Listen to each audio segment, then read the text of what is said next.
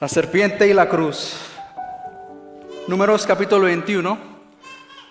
En un Viernes Santo, la iglesia protestante le ha puesto el nombre más extraño que podríamos haberle puesto a una noche como estas. No hay nada que parezca bueno a primera vista, porque la realidad es que un hombre fue traicionado por uno de sus amigos más cercanos. Fue arrestado en un jardín, es golpeado hasta quedar irreconocible y es ejecutado como un criminal en una cruz fuera de los muros de la ciudad. Y sin embargo, la iglesia ha decidido llamarle Viernes Santo. Esta noche quiero mostrarte por qué, y te advierto que no vamos a comenzar esta noche en los evangelios, sino que vamos a comenzar en el desierto. Porque muchos de nosotros hemos estado por años y años y años fuera de nuestros países en lo que aparenta ser un desierto en nuestras almas. Vamos a comenzar en un nido de serpientes, para ser específico. Y por eso quiero que todos nos paremos y nos pongamos de pie para leer la palabra de Dios en esta noche. Números capítulo 21. Números capítulo 21, versículo 4 al 9. Dice esto la palabra del Señor en el nombre del Padre, del Hijo y del Espíritu Santo. Los israelitas salieron del monte Or por la ruta del Mar Rojo, bordeando el territorio de Edom. En el camino se impacientaron y comenzaron a hablar contra Dios y contra Moisés, el líder de ellos en ese tiempo.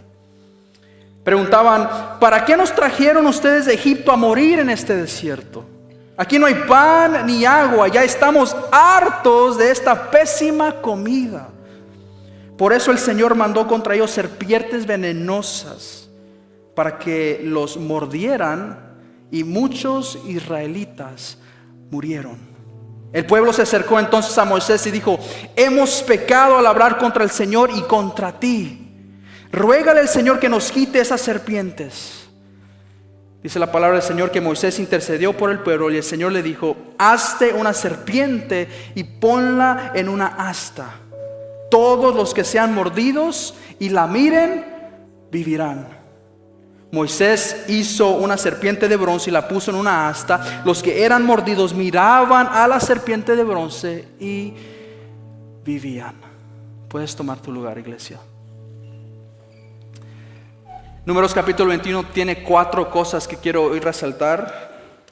Y en primer lugar, te parezca un poquito gracioso, pero el pecado muerde. Dígalo conmigo: el pecado muerde. Y quiero mostrarte algo en esta noche. Hace varios años, cuando vivíamos en Virginia, yo estaba, ni sé dónde estaba ese día, estaba probablemente trabajando o en otro país, no sé. Pero mi esposa estaba en casa cuidando de nuestro hijo, y ella estaba en la habitación viendo hacia afuera y se encontró con una serpiente. Quiero mostrarles este video que va a estar ahí en las pantallas. Esa es mi esposa Andrea, asustada porque hay una serpiente afuera de nuestro apartamento. Y lo que ustedes no escuchan es que ella está diciendo: no me gustan las serpientes, Virginia, bye, me voy, se acabó todo aquí. Y yo voy a dejar que esa imagen hable por sí sola, porque quiero hacerles unas preguntas y quiero que sean muy honestos conmigo en esta noche. ¿Cuántos de ustedes han visto alguna vez una serpiente en su jardín? Levante la mano, por favor. ¿Ok? ¿Cuántos han visto una serpiente dentro de su casa? Levanten la mano, por favor. Wow. Son muchos. ¿Cuántos de ustedes tienen una serpiente como mascota? Levanten la mano. Ok, vi 2 manos levantadas. Respetos para ustedes, pero son un poquito raros, creo. ¿Sabes que solo en Texas hay alrededor de 115 especies de serpientes y 15 de ellas son venenosas? Y yo hago la pregunta entonces: ¿qué se supone que debes hacer si te encuentras con una serpiente? La guía oficial que nosotros vemos es que dice que tienes que retroceder lentamente, no la provoques, no intentes manejarla, llama al control de animales y entonces vas a ver que la serpiente se va a ir. La respuesta tejana que yo me he encontrado moverme a este estado es diferente, porque la respuesta tejana dice: yo la voy a matar y se acabó. Pero mi esposa es una mujer muy, muy sabia. Ella no llamó al control de animales, pero tampoco salió afuera para confrontarla, sino lo que ella hizo es que se paró y simplemente la miró.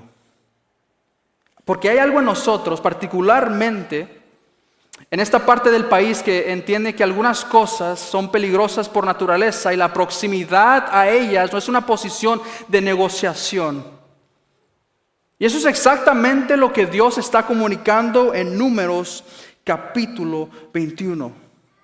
Porque el pueblo de Israel está en el desierto, es un pueblo que está cansado, tienen hambre, son ingratos y empiezan a quejarse contra el Señor, contra Moisés, contra la comida, contra Dios. Y de repente, cuando todas las quejas han sucedido, hay serpientes por todas partes, serpientes venenosas. Y el texto no suaviza lo que sucede a continuación. Dice que mucha gente murió. Nota con qué pecó el pueblo. Pecaron con sus palabras, murmuraciones, quejas. Hablaron en contra de Dios. Lo leemos y nosotros pensamos, eso parece una ofensa menor que tiene una consecuencia tan grave, pero ¿por qué? Y ese es exactamente el punto de esta noche. Porque Romanos 6:23 dice que la paga del pecado es muerte. No la paga de los pecados grandes, no la paga del pecado pequeño, la paga del pecado total es muerte. Santiago 1 describe cómo funciona. Dice que el deseo es concebido, el pecado nace, el pecado madura y la muerte sigue. Si se fijan en el texto, la serpiente no se anunció, simplemente se presentó. Romanos 3:23 dice que todos en el campamento fueron mordidos. ¿Por qué? Porque dice que todos estamos cortos, faltizos de esa meta que Dios ya estableció. Todos somos culpables de ese pecado. Y nadie en esta sala está exento de esa herida que esa serpiente dio ese día.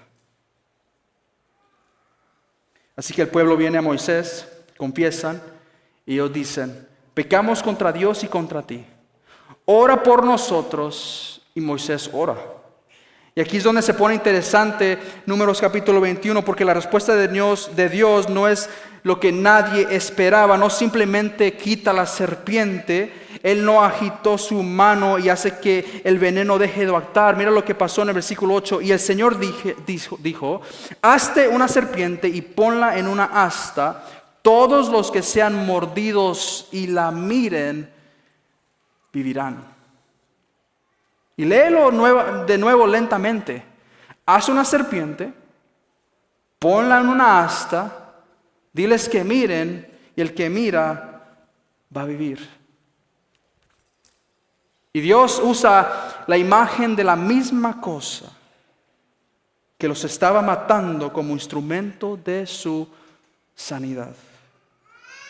Y eso es completamente consistente con quién es Dios. Casi nunca resuelve Dios los problemas de la manera en que nosotros resolvemos los problemas cotidianos. Si recuerdan la historia de Naamán en Segunda de Reyes capítulo 5, era un general sirio, tenía todo el poder militar, era un general condecorado, respetado, poderoso, tenía lepra.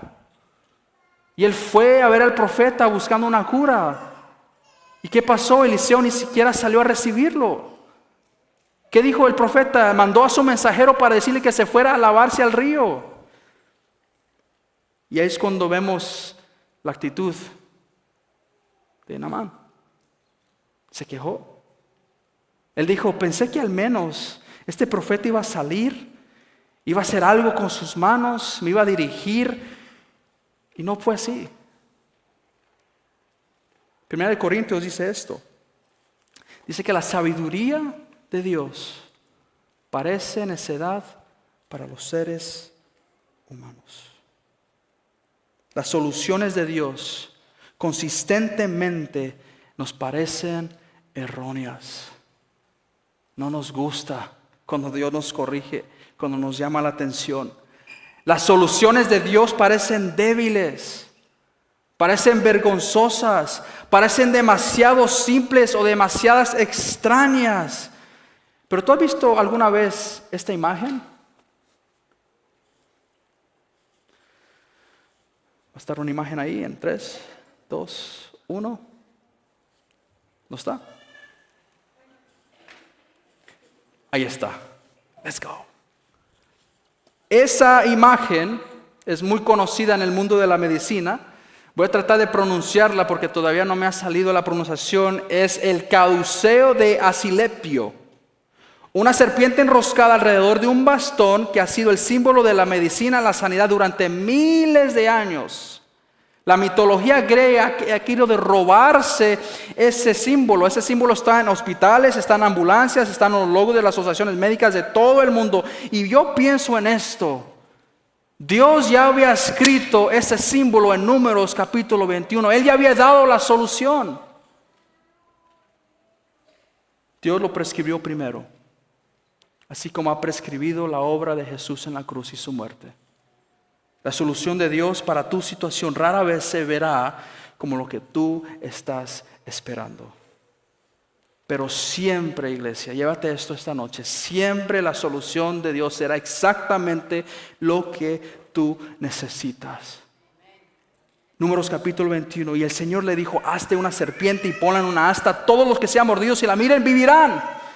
Moisés hizo una serpiente de bronce y la puso en una asta. Los que eran mordidos miraban a la serpiente de bronce y vivían. Mira y vivirás. Quiero que notes algo sobre la prescripción en este capítulo. No hay condiciones adicionales más allá del mero mirar. No se requiere una penitencia, no hay evaluación de tu historial, de tu vida. Nadie le preguntó a los israelitas mordidos que compararan sus buenas obras con las malas. Nadie les dijo que se limpiaran primero para luego ver. La palabra les dijo, miren y vivirán. Y una vez que has demostrado suficiente arrepentimiento, entonces mirar no tiene ningún sentido. La palabra dice, mira y vivirás. Mira hacia arriba, iglesia, y vivirás esta noche. Y eso es casi ofensivo en su simplicidad, porque muchos de nosotros vivimos arraigados con que no hago lo suficiente para que Dios me vea. No me estoy quebrantando lo suficiente para que Dios me vea. No estoy demasiado entrado en las cosas del Señor para que Dios me vea. Cuando la palabra de Dios y el Evangelio te dice, mira a la cruz y vas a vivir. Eso es todo. Pero se te hace muy simple. 1 Corintios capítulo 1 viene de manera profética esta noche a decir, no te va a hacer sentido, por eso es palabra divina de Dios. Efesios 2 capítulo 2 versículo 8 al 9 dice, porque por gracia ustedes han sido salvados mediante la fe. Esto no procede de ustedes, así que ni te preocupes de tus emociones ni de lo que Dios está haciendo en tu vida. ¿Por qué? Porque Dios ya empezó esa obra en ti, no tiene nada que ver contigo. Esto no procede de ustedes, sino que es regalo de Dios y no por obras, para que nadie se jacte. Mira y vive. No dice la palabra que tienes que ganarte la vida, no dice que tienes que actuar y vivir, dice mira simplemente y vas a vivir. Romanos 4 dice que al que no trabaja, no dice el que no trabaja, sino cree en aquel que justifica al impío, su fe le es contada por justicia. El pueblo mordido por serpientes en el desierto no merecía vivir, porque se habían quejado con el líder que Dios le había puesto. Y se habían quejado con Dios mismo, pero miraron de todas formas y contó y vivieron. Es interesante que Lucas 18 nos habla de un fariseo y un cobrador de impuestos que fueron al templo a orar. Ese fariseo se levantó y recitó su currículum religioso. Dijo, yo tengo un doctorado en ontología aplicada, de eclesiología, con misiones, y tengo 25 años en el ministerio pastoreando y nadie me puede tocar, y tengo una iglesia de 5,000 personas. Acabo de hablar del ministerio de Charles Spurgeon porque soy estudiante de Charles Spurgeon Library en Midwestern. Anyway, ¿a Dios no le importa eso? Los diplomas y los currículums que yo tengo en mi oficina no son para mí, son para que mis padres estén orgullosos del hijo que criaron. A Dios no le importa nada de eso. Si los tuviese aquí, los tirara al piso porque nada de eso importa. El cobrador de impuestos se quedó a la distancia. Dijo, Dios se propició a mí, pecador. Jesús dijo que el cobrador de impuestos se fue a su casa justificado y el fariseo con el currículum religioso no. C.S. Lewis dijo esto: el cristiano no piensa que Dios lo amará porque es bueno, sino que Dios lo hará bueno porque lo ama. Dios te ama. Yo no sé quién tiene que escuchar esa palabra el día de hoy. Dios te ama. Piénsalo de esta manera: un hombre es mordido por una serpiente de cascabel en un campo. Alguien corre hacia él con un antídoto y dice, aquí está, solo tómalo. Y el hombre tirado, mordido con un veneno en su cuerpo, todavía tiene la duda de decir, pero no creo que sea digno de eso. No sé si he hecho lo suficiente para merecer esa gracia. Llamaríamos a ese hombre un necio por estar dudando. Sin embargo, así es exactamente como la mayoría de las personas vivimos el día de hoy. Es así como la mayoría de las personas reaccionamos a la gracia que Dios nos extiende a nosotros pecadores con una depravidad total, sin ninguna capacidad de amar primero. Cuando Dios nos extiende la gracia, nos está llamando, tenemos que responder, porque nosotros miramos lo que Jesús ha hecho y decimos, eso parece demasiado simple. Seguramente hay algo que se pone y debe aportar de parte del creyente, pero la realidad es que no lo hay. El Evangelio dice, mira y vivirás.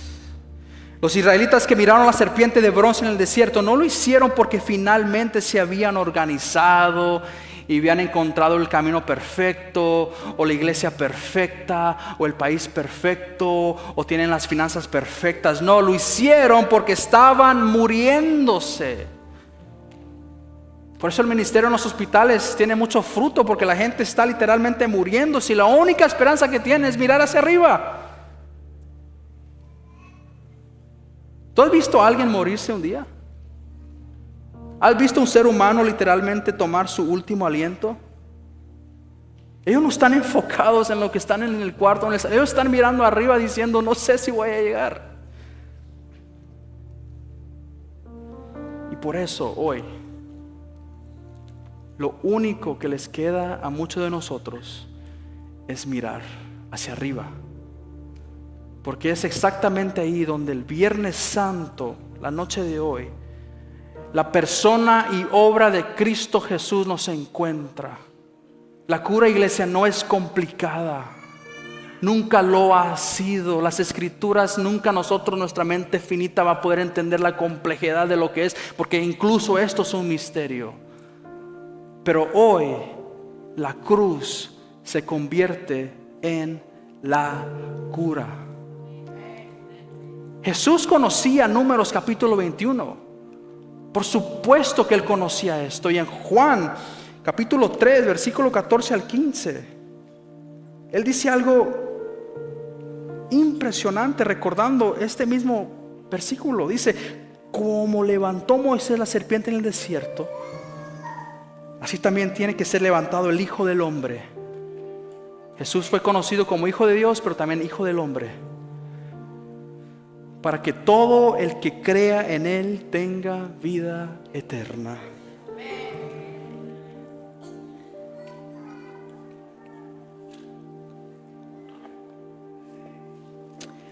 Jesús no está haciendo una comparación vaga, no está haciendo una referencia poética, está diciendo, en ese momento de desierto, te apunto a lo que yo voy a hacer. La serpiente de bronce en el asta era un anticipo para todos los que vivieron antes de la cruz. Ahora nosotros vivimos después de la cruz, podemos reflexionar y estudiar y ver, pero el evento principal es la cruz. El Hijo del Hombre colgado en un pedazo de madera como un criminal. La serpiente de bronce llevaba la imagen de lo que los estaba matando. Se parecía al problema, tenía la forma del problema, pero no tenía veneno. Dios usó la imagen de la muerte como instrumento de vida. Impresionante. Por eso 2 Corintios 5:21 dice: al que no cometió pecado alguno, por nosotros Dios lo trató como pecador, para que en él recibiéramos la justicia de Dios. En el Calvario Jesús no solo carga con la imagen de lo que nos estaba matando, carga con la realidad misma, el peso real de cada acto de murmuración, cada acto de rebelión del ser humano, cada pecado cometido contra Dios fue puesto sobre él. No una imagen, no sobre una iglesia, la misma cosa.